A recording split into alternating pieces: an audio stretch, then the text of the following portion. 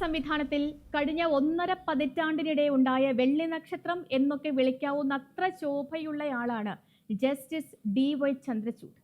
ചന്ദ്രചൂഡ് എഴുതിയ ഭൂരിപക്ഷം വിധികളും മനുഷ്യാവകാശങ്ങളോട് ചേർന്ന് നിൽക്കുന്നതും അഴിമതിയോട് സന്ധി ചെയ്യാത്തവയുമായി പുകഴ്ത്തപ്പെട്ടു.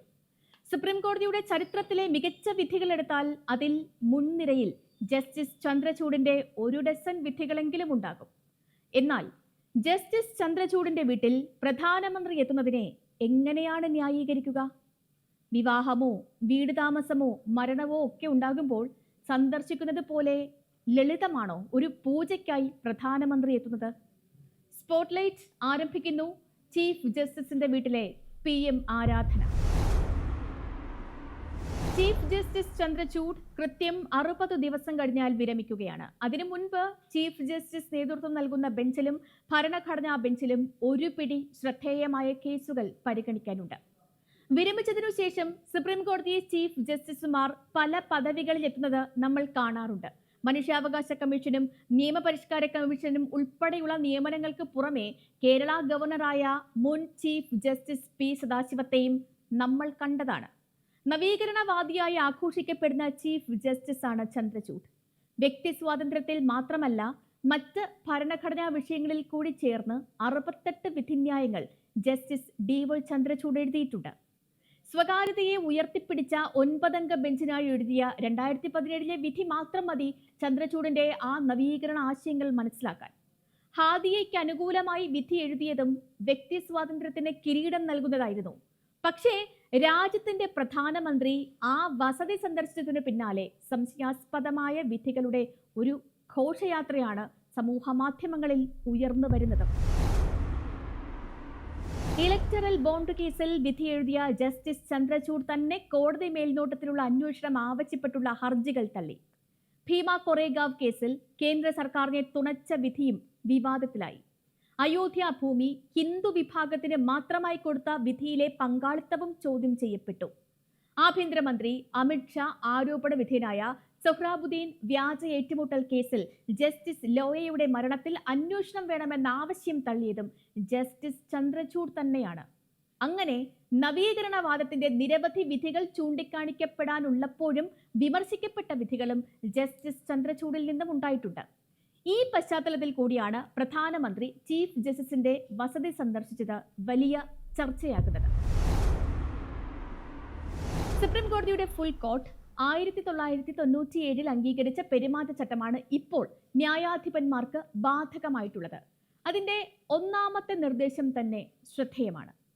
ഉന്നത നീതിപീഠത്തിലെ ന്യായാധിപന്മാർ പെരുമാറ്റം കൊണ്ടോ പ്രസ്താവന കൊണ്ടോ ഏതെങ്കിലും ഒരു പക്ഷം ചേർന്നതായി ജനതയ്ക്ക് തോന്നാൻ പാടില്ല എന്നാണ്. സുപ്രീം കോടതിയിൽ ആണെങ്കിലും ഹൈക്കോടതിയിലെ ആണെങ്കിലും ഏതു ജഡ്ജിയും സ്വന്തം വിശ്വാസ്യത നഷ്ടപ്പെടുത്തുന്നത് ഒന്നും ചെയ്യാൻ പാടില്ല എന്നാണ് തൊട്ടടുത്ത വരി. വിവാദമായേക്കാവുന്നതും പക്ഷപാതപരവുമായേക്കാവുന്നതുമായ എല്ലാത്തിനോടും അലൂഫ്നെസ് അഥവാ അകൽച്ച പാലിക്കണം എന്നാണ് ഈ പെരുമാറ്റച്ചട്ടത്തിൽ പ്രധാനമായും പറയുന്നത്. പ്രധാനമന്ത്രിയെ പൂജയ്ക്ക് ക്ഷണിച്ചതിലൂടെ അത് ലംഘിക്കപ്പെട്ടു എന്നാണ് ഉയരുന്ന വിമർശനം. കത്തെഴുതി വിവാദത്തിലായ ഏതാനും ചീഫ് ജസ്റ്റിസുമാരും നമ്മുടെ രാജ്യത്തിന്റെ ചരിത്രത്തിൽ ഇടം പിടിച്ചിട്ടുണ്ട്.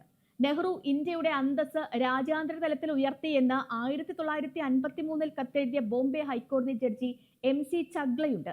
ആ ചഗ്ല പിന്നീട് ഇന്ത്യയുടെ അമേരിക്കയിലെ അംബാസിഡറായി നിയമിതനായി. പിന്നീട് കേന്ദ്ര വിദേശകാര്യ മന്ത്രിയുമായി. 1980 ഇന്ദിരാഗാന്ധി ഭരണത്തിൽ തിരിച്ചു വന്നപ്പോൾ ഇന്ദിരയ്ക്ക് മാത്രമേ ഇന്ത്യയെ രക്ഷിക്കാനാകൂ എന്ന് ജസ്റ്റിസ് PN ഭഗവതി കത്തെഴുതി. നരേന്ദ്രമോദി പ്രധാനമന്ത്രിയായ ശേഷം നിരവധി ജഡ്ജിമാർ വിവാദ വിധികളും പ്രസ്താവനകളും നടത്തി. മേഘാലയ ഹൈക്കോടതിയിലെ ജഡ്ജി സുദീപ് രഞ്ജൻ 2018 എഴുതിയ വിധിയിലെ ഒരു വാചകം തന്നെ വലിയ വിവാദമായതാണ്. മോദിയെപ്പോലൊരു ഭരണാധികാരി ഉണ്ടായിരുന്നില്ലെങ്കിൽ ഇന്ത്യ മുസ്ലിം രാഷ്ട്രമാകുമായിരുന്നു എന്നായിരുന്നു ആ വിവാദമായ നിരീക്ഷണം. ജനലക്ഷ്യങ്ങൾ സ്നേഹിക്കുന്ന ഇന്ത്യയുടെ നേതാവെന്നാണ് പാറ്റ്ന ഹൈക്കോടതിയിലെ ജസ്റ്റിസ് MR ഷാ വിശേഷിപ്പിച്ചത്. നരേന്ദ്രമോദി ബഹുമുഖ പ്രതിഭയാണെന്ന് വിശേഷിപ്പിച്ച ജസ്റ്റിസ് അരുൺ മിശ്ര പിന്നീട് മനുഷ്യാവകാശ കമ്മീഷൻ അധ്യക്ഷനായി. സർക്കാരിന് അനുകൂലമായി വിധി എഴുതുന്നു എന്ന പഴികേട്ട ജസ്റ്റിസ് രഞ്ജൻ ഗൊഗോയ് ആവട്ടെ രാജ്യസഭാ അംഗമായതും നമ്മൾ കണ്ടതാണ്. ചീഫ് ജസ്റ്റിസ് ചന്ദ്രചൂഡ് ഉൾപ്പെട്ട ബെഞ്ച് വിധിയെഴുതിയ അയോധ്യയിൽ ക്ഷേത്രം നിർമ്മിച്ച പ്രതിഷ്ഠയും ആദ്യ പൂജയും നടത്തിയത് പ്രധാനമന്ത്രി നരേന്ദ്രമോദിയാണ്. ആ ചീഫ് ജസ്റ്റിസിന്റെ വസതിയിലാണ് ആരതി ഉഴിയാൻ പ്രധാനമന്ത്രി രാവിലെ എത്തിയത്. ഒരു പൂജ നടന്നിടത്ത് പോകുന്നതിന് എന്താണ് കുഴപ്പമെന്ന ചോദ്യം അതൊട്ടും നിഷ്കളങ്കമല്ല. പൂജ നടക്കുന്നത് ചീഫ് ജസ്റ്റിസിന്റെ വസതിയിലും പോകുന്നത് പ്രധാനമന്ത്രിയുമാണ് എന്നതാണ് ഇവിടുത്തെ പ്രശ്നം. ഭരണ സംവിധാനങ്ങളോട് ചീഫ് ജസ്റ്റിസ് അടുപ്പം കാണിച്ചാൽ പിന്നീട് എഴുതപ്പെടുന്ന വിധികളെ ജനത വിശ്വസിക്കുമോ? എഴുതിക്കഴിഞ്ഞ വിധികളെയും സംശയിക്കില്ലേ? ആ സംശയമാണ് ഇപ്പോൾ സമൂഹ മാധ്യമങ്ങളിൽ ഉയർന്നു വരുന്നത്. സർക്കാരിന് ഏറ്റവും അനുകൂലമാകേണ്ട കേസുകളിൽ പോലും ഇനി സംശയമുണ്ടാകില്ലേ? കത്തെഴുതിയ ചീഫ് ജസ്റ്റിസുമാരെക്കാൾ വിവാദമുണ്ടാക്കുകയാണ് പ്രധാനമന്ത്രിക്കു നൽകിയ ക്ഷണം. അത്തരമൊരു ക്ഷണം കിട്ടിയാൽ സ്വീകരിക്കില്ല എന്നു പറയാൻ നിലപാടും തന്റേടവുമുള്ള നേതാക്കളില്ലാത്തപ്പോൾ പ്രത്യേകിച്ചു.